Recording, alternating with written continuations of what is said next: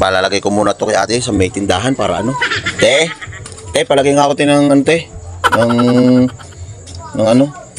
Wala kasi kaming rep. Ano to? Baka ibibenta mo na naman. Hindi te. Palagay ko lang yung bukas kasi ulamin namin ni nanay bukas. Ngayon wala si kaming rep. Baka masira, sayang. Sigurado ka, Rigor? Sayang te. Palagay mo na lang muna dyan te. Sa may ano. Ayos, sabihan ka. Oo. Mamahalin pa. Kaya nga te. Palagay mo na lang te. Tapos bukas ko na lang kukunin. O sige, bukas mo kunin ha. Sige te. Te. Una na naman, Rigor. Te. Nakalimutan ko pala bumili ng Argentina. Yung meatloaf. Argentina? Yan te. Yung malaki. O, 40. Ito te. Ayaw. Oh. Asa sa amin to. Di ba may mantika pala, ano te, ka? mantika. Ay, wala na akong mantika, Rigor. Di ba may pinalagay kang ham? O, ba't hindi yun yung alin mo? Ayun ni nanay. May bisita ako sa bukas. Aba, sino yung bisitang nanay mo? Doon ka nanay. Yung nanay ko masyadong masikreto. Ayos ah. Oo. Masyadong masikreto si nanay. Oo na to te. Samahan mo natin sa lakabi para may sabaw. Laki mo Oo, te. Para may sabaw.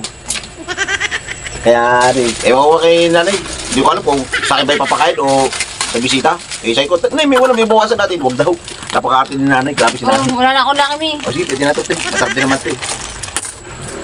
Tsaka alis na rin naman kasi ako maya-maya. Kaya siguro sabi ni nanay, tama na muna daw to. Kasi alis din ako mamaya eh. Saan na naman ang lakad mo? Trabaho, siyempre, diskarte, paggabi. Ba, ayos na naman si Rico. May trabaho na naman. Hindi wala na sa hotel. Tapos ate, ayos yung gupit kong, ganda ng gupit ko, no? Yung alin, sa pamangkin ko? Oo, no? Ayos na rin. Ayos na rin. Pag-aagin ka, pag-gupit ka sa akin, marunong din ako. Hindi na, Rigor. Oo, talaga? Yung utang ko, pagka nagkapera na ako, ha? Ay, wala problema. Basta bayaran mo ako. Siyempre, siya ako, no? Napera ka ito palagi, te. Siya talaga. Oo, sige. Oo. Mahal ka ito ni si nanay, gutom na. O, sige na.